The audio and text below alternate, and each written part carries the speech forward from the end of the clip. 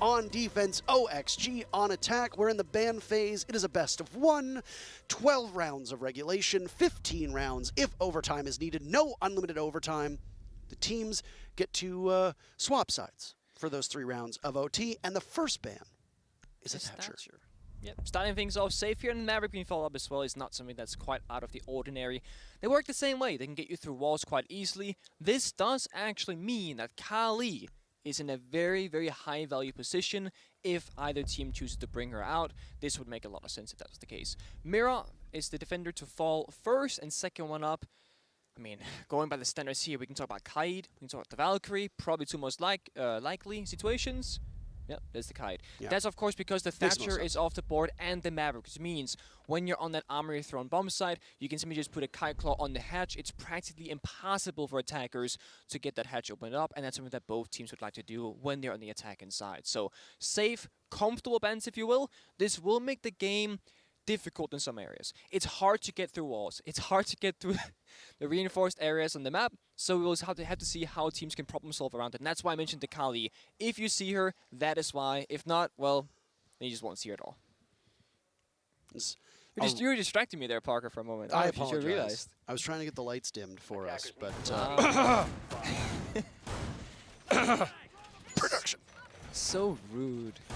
Initiation office upstairs. A rook coming in. This might be unusual for people, by the way. Rook's pick rate is, well, it's in the basement. It's in the basement. It's in the basement. Not a lot of teams like to bring the rook.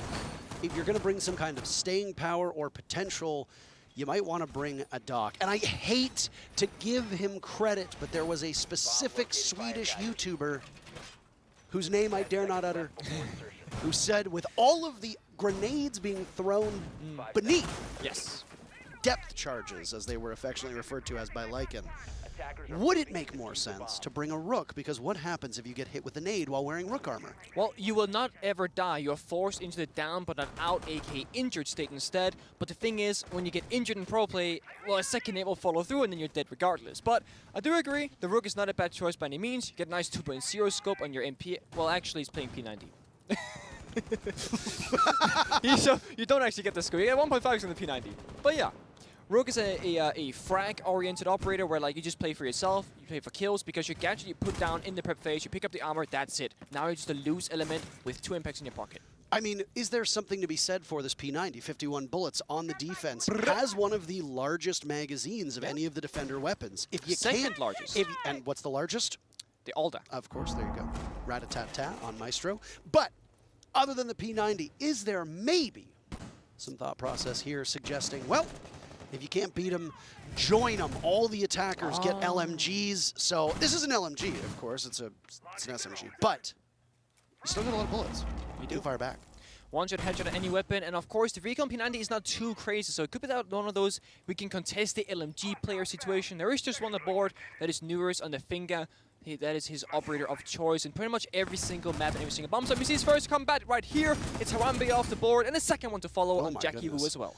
Well, they just feed themselves in as OXG gets those very first 2 opening picks. One of the win conditions for OXG has to be Newers showing up. Yes. He plays on that Finka roll. Yesterday there was a stat that got widely shared that I'm sure many of you saw about how almost every single Finka main went positive. Souffle takes down Laxing. That's the very first kill for Dire Wolves. They try to keep it close. Vertical taking some damage from the Storm of ED. But Dire Wolves haven't been able to sustain a kill from that yet. Pecan right now sitting at 1 HP. And because he's not a Doc, he's the different GIGN operator, that's where he's going to stay. Tons of munition as he can fire away with the P90 and watch that torn apart wall leading into Arcade.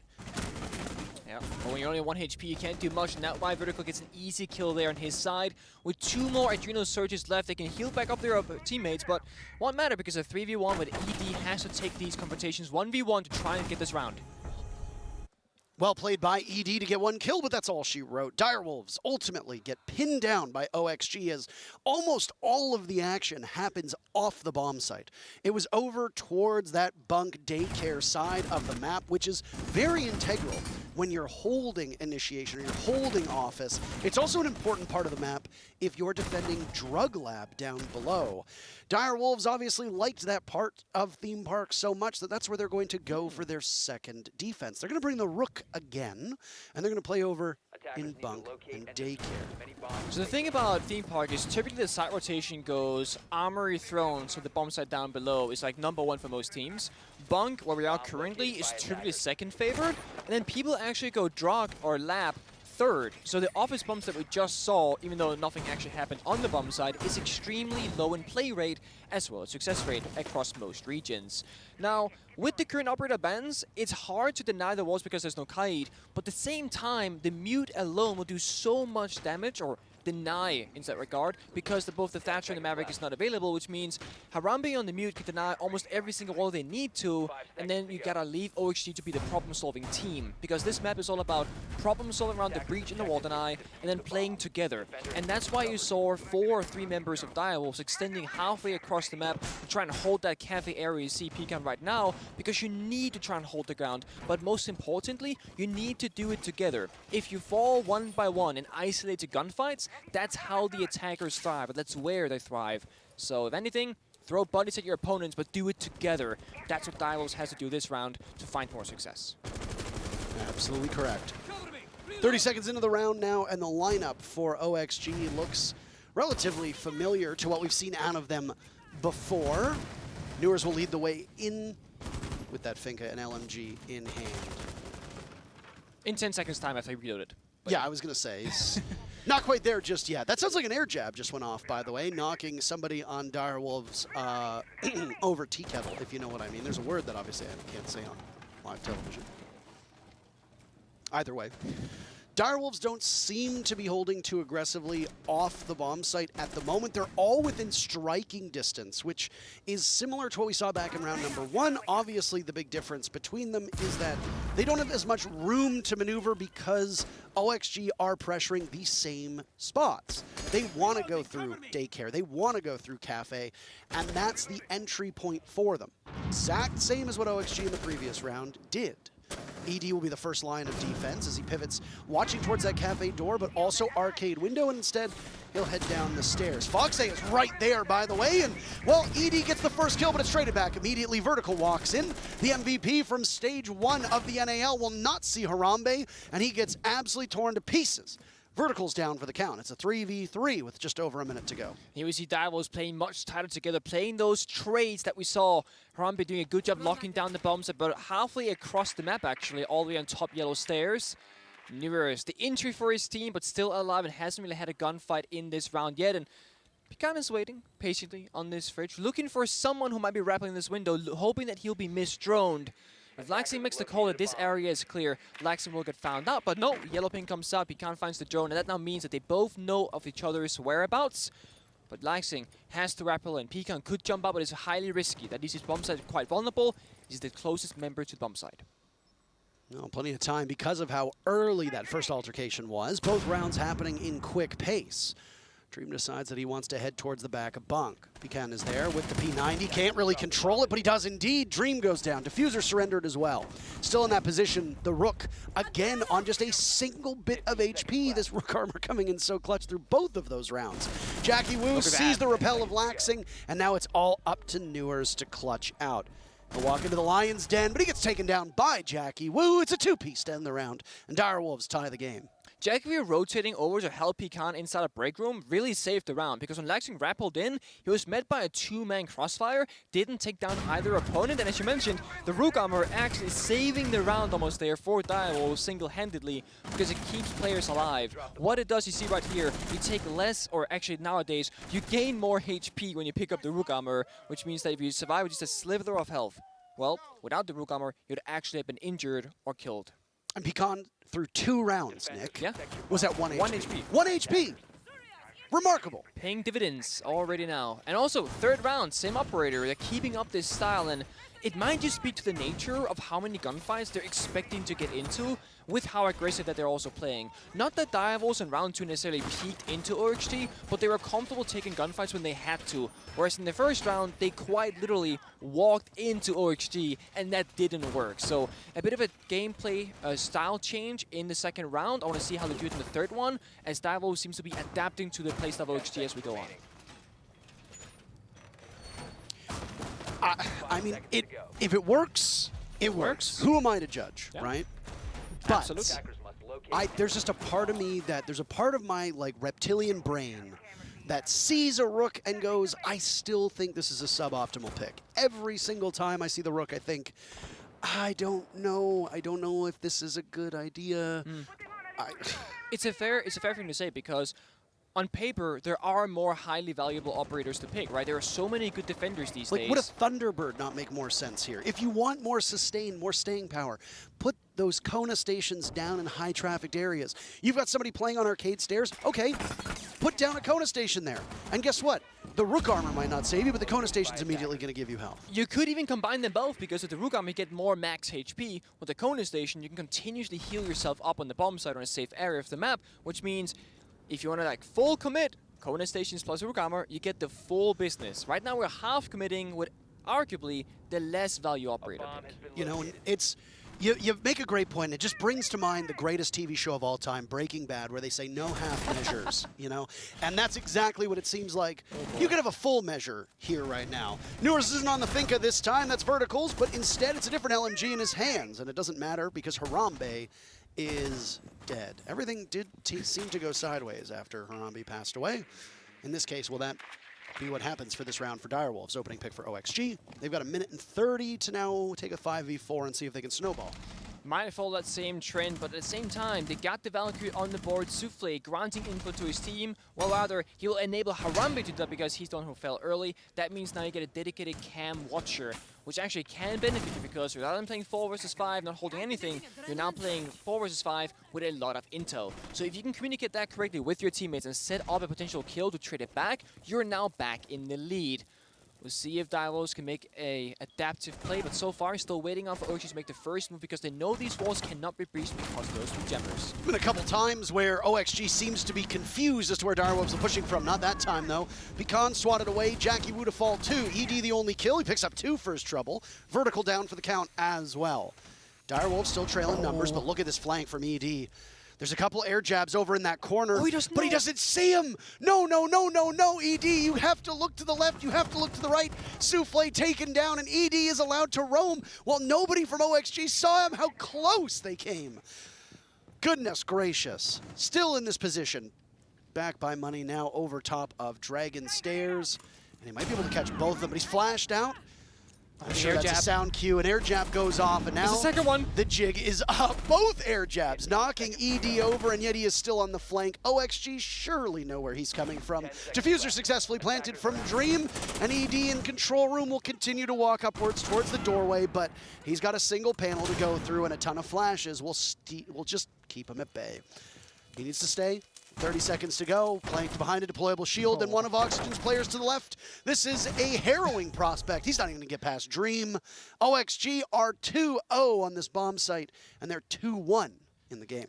It's gotta feel bad. The one piece of utility, the deployable shield that you put down, is now gonna be how you fall in the very end as well. The double air jab, triple flashbang blind, absolute disaster in that tail end of the round. And ED got himself into a wonderful position, but like by a pixel, missed both the members of OXG that were arguably a free kill, and that would have caused so much chaos in the comms of OXG if that would have been a kill, because they've been like, oh my god, there's a guy here, what's going on? And that is exactly where DarkZero want to put themselves. Throw off your opponent off the board, make things so chaotic and thrive in it, because OXG themselves, they can be an aggressive team, but they're actually playing it rather slow in all of these 3 rounds so far, and that's going to cause us to change the bomb site to Armory throne instead.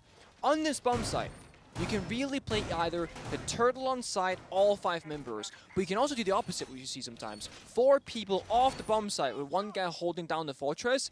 DarkZero can do either situation. Start aggressive early, slowly fall back. OXG, if they're not going to play it fast-paced, they're going to run out of time eventually. So that's something that Direwolves can abuse. That is the clock. Attacker's objective is to defuse a bomb. Oh, Rook lasted 3 rounds, Nick. Hey, it's gone. It's not Gone Frost. now. Now it's a Frost instead. Direwolves changing up their lineup multiple times. The Frost is an interesting one on this throne defense. Not a lot of windows you can put them under, really, but at the same time... Maintenance, barrels. Okay. Not a lot... Not, maybe drug if you think they're going to not pop. a lot of windows near hop the in bomb lab. side, I guess I should say. There are like hot walls between them. This is a brazen play by Gong. ED taking the gunfight to the 2 drones that were thrown in by OXG.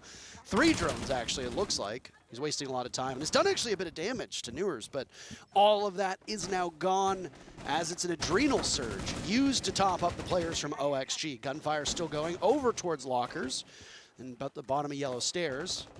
Direwolves will get away.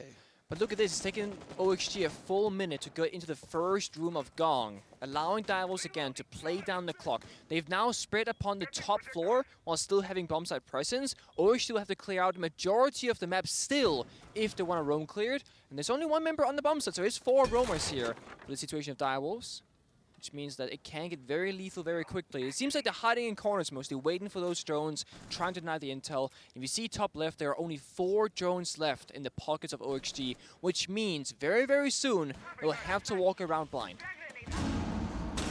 Vertical continues to creep on up. He's blinded as that's some friendly fire with that secondary gadget. Direwolves have now managed to keep OXG at bay for the full 90 seconds. This is a good full court press on the roam, but I think the time for them is to get back to the bomb site. A nitro cell could be ready, but a grenade instead sails on over. There's the nitro cell to answer. No damage done. OXG manages to evade it. An adrenal surge goes off, and the grenade will take out any mute jammers on the other side of the wall, allowing the exothermic charge to blow it wide open. 1 minute to go, and Oxygen have finally applied some hard breach pressure, and now the deployable shield on that throne door is also gone. OXG are taking the steps they really needed to get done maybe 30 seconds sooner. Either way, they still got it done. The difficult part now is that the Thermite is running flashbangs. You don't have smoke to the 9 lines of sight, no OSA, no Monty, no shield, no cover to walk into the bomb site. Meanwhile, you're also getting flanked by 2 members of Direwolves, with Laxing trying to hold down the flank. Air jab is good. Laxing open a kill. Pecan follows up. It's 4v4. And that's the very first kill for OXG. Traded off right away. Harambe goes down 2. ED with the shotgun, close range. He wanders out. And, oh, no, you got to get out of there, ED. You got to go. Foxay picks up 2 very easily. And it's Pecan in the middle of the bomb site. No Rook, no P90, just Frost and a Dream. A tiny bit of HP. And the pitter-patter of the gun. If you're Direwolves and you're on Theme Park and you think back to the old Theme Park, this was a very defender-sided map. Being in such a hole so early on is obviously not ideal.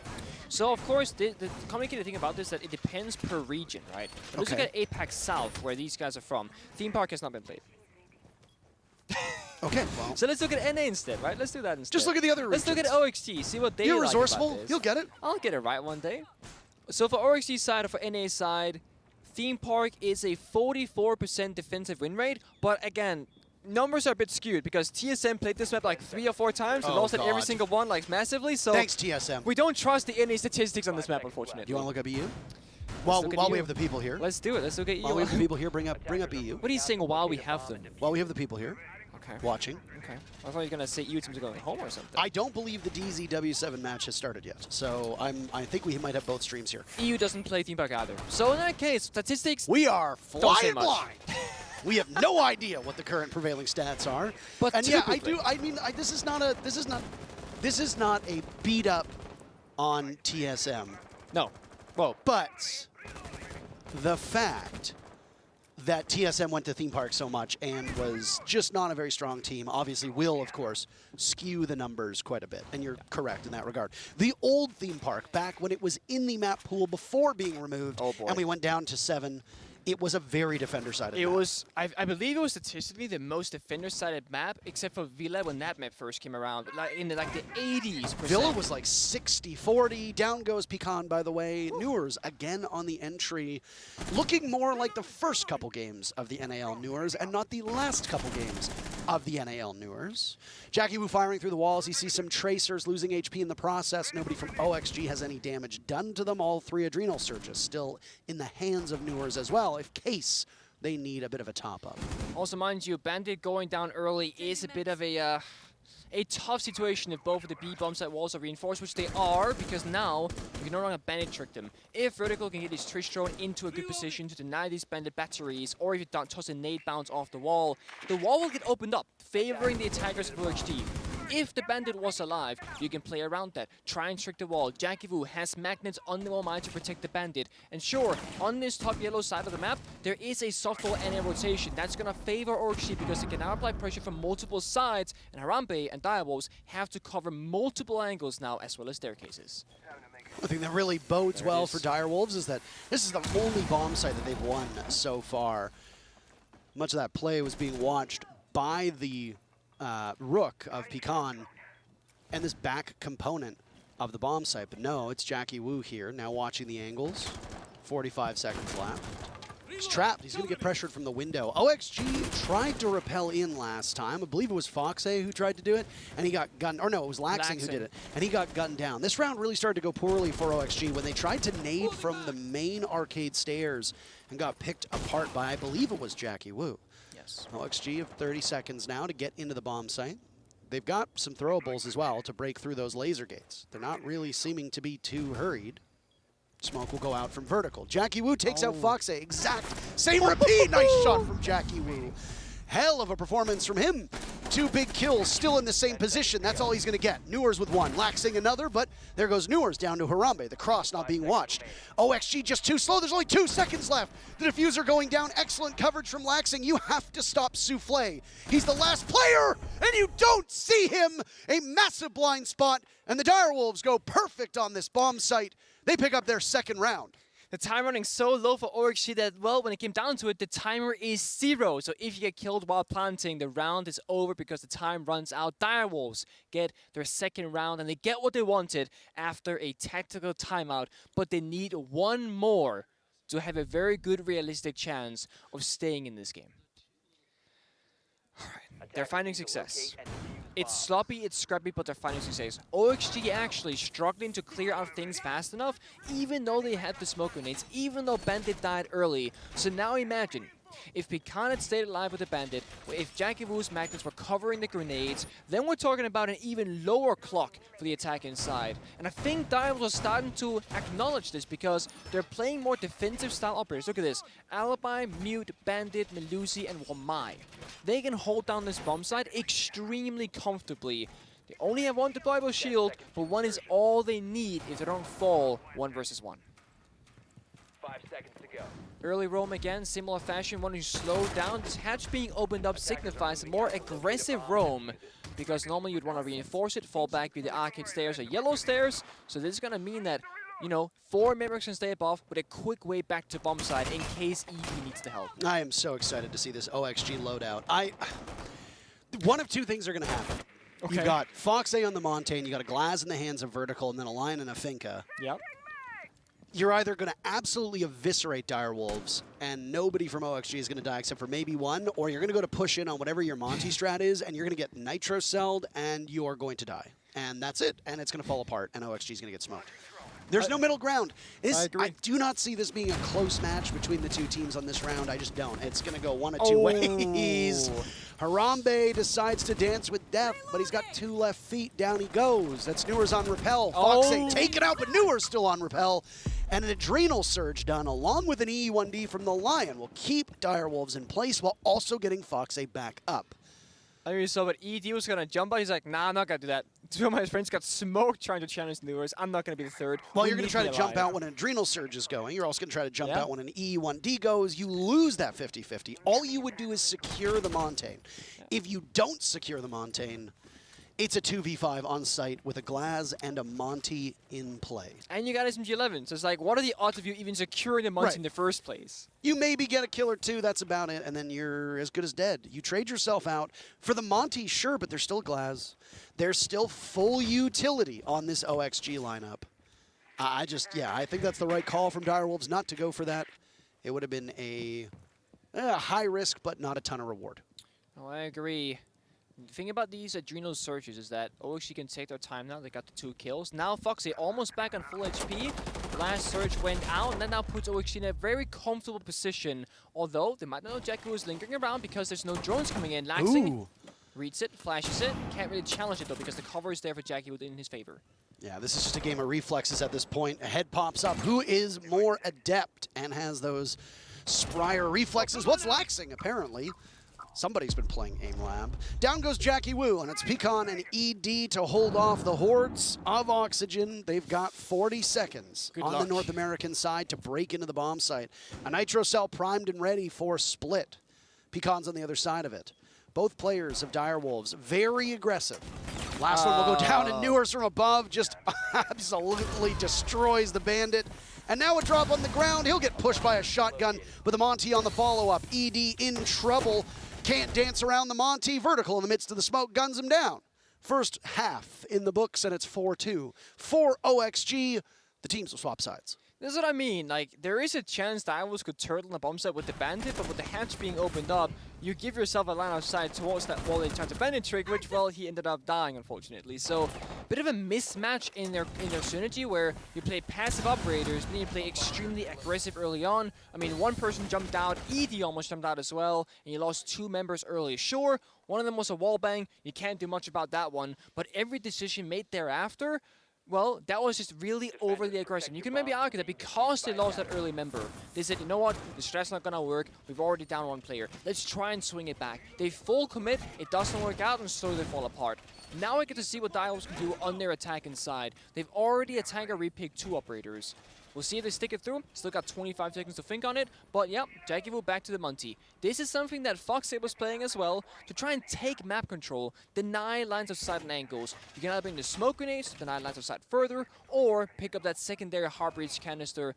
What's it called? The can opener is what we call it.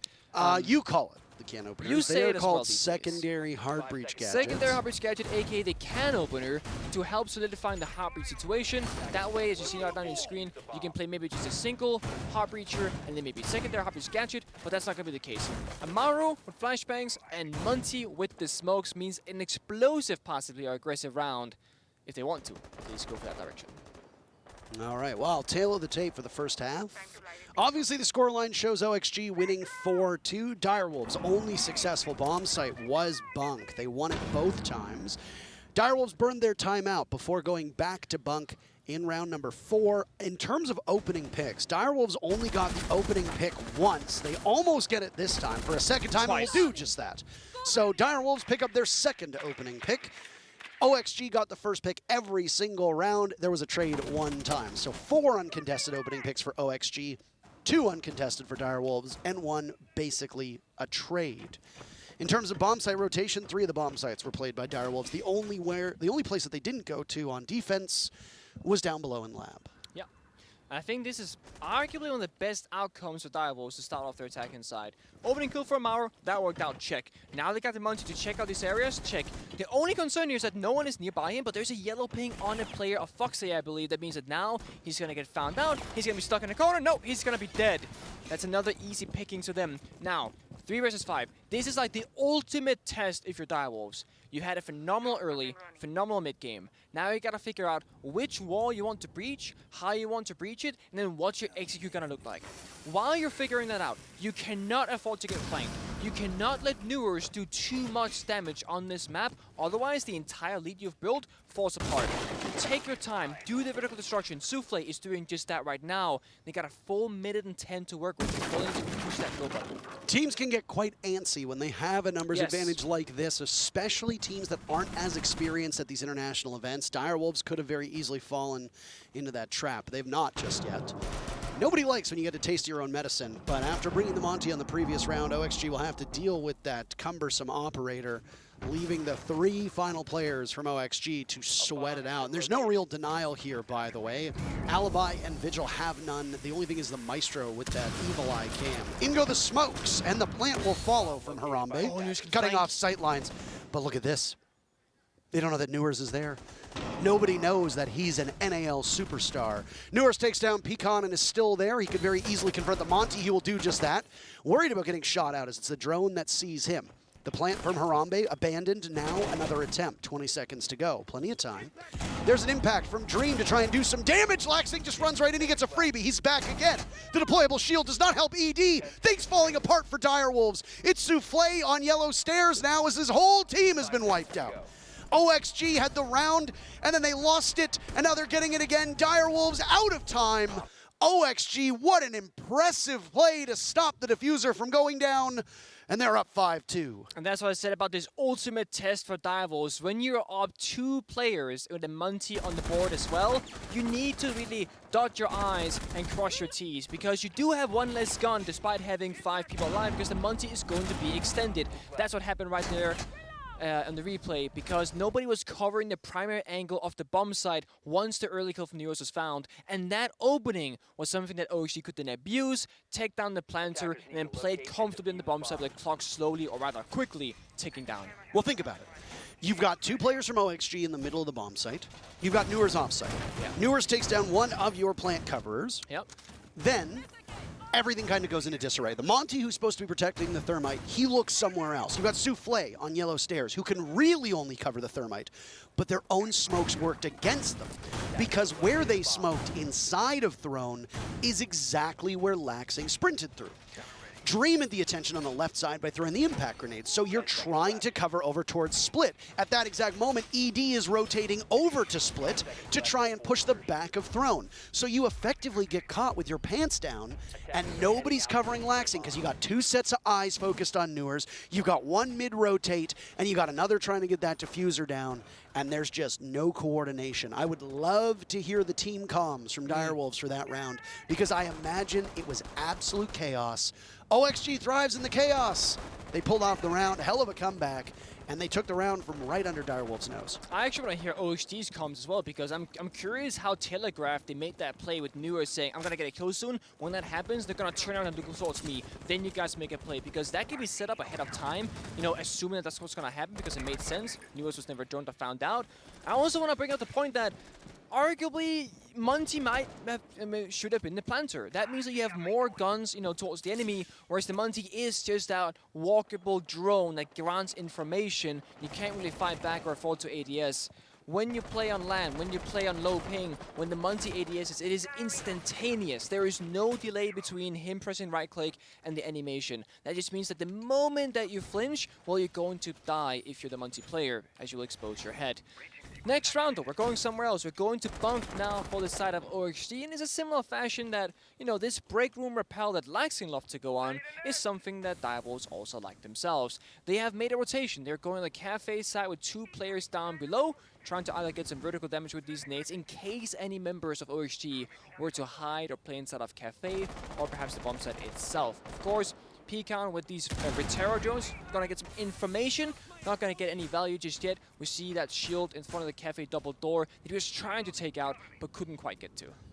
I don't know what it is, but there's just that name, it just conjures up like butter pecan ice cream. Yeah. It just makes me really hungry, and then I realize, wait a minute, I'm diabetic. So, oh man, that's rough, Parker. I'm so sorry. Makes me really sad. I see 9 skin on Newers now on arcade stairs. He can head down. He sees 2. This is just a visual glitch, but it looks like he's hip firing. He is not, I can assure you of that. Direwolves decide with 50 seconds left to break into the bomb site, or at least get as close as they can. It's a big 3K from Newers at the moment.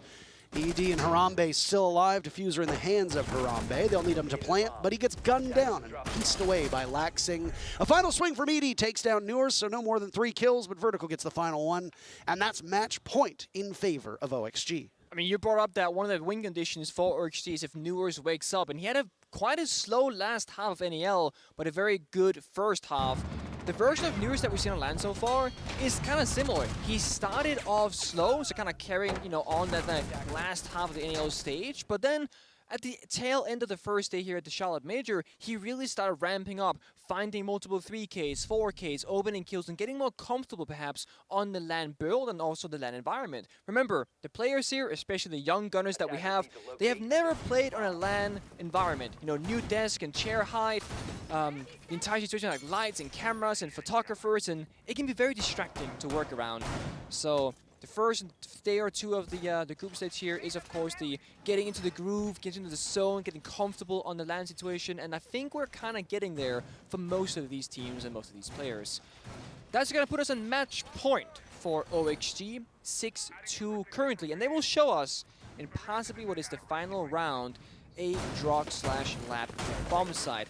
That means now, Parker, that bingo, we have been to every single location. 5 seconds. Hell yeah. It's not drug lab anymore, by the way. Oh, did they change it? Yeah, it's just lab now. It's just lab? Locate and defuse a Okay. bomb. So it's lab stock?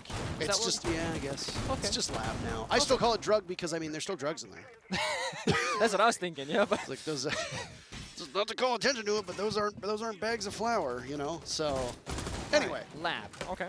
So Thorn coming out. We've seen some Thorn play throughout yesterday's group matches and used for a variety of different reasons, sometimes coupled up with an Ella in the Guzmat mine, sometimes coupled up with a Malusi's Banshee, sometimes just used in areas where you can't combat it. A good example is Cafe. You drop through the skylight, Razor Bloom's going to go off. You can't shoot it from above. Is There's it no any way. special, really? Because out of all the regions that we have, Latam, APAC, EU, NA, any place like Thorn the most by far. So, oh, there we see. Does he turn around?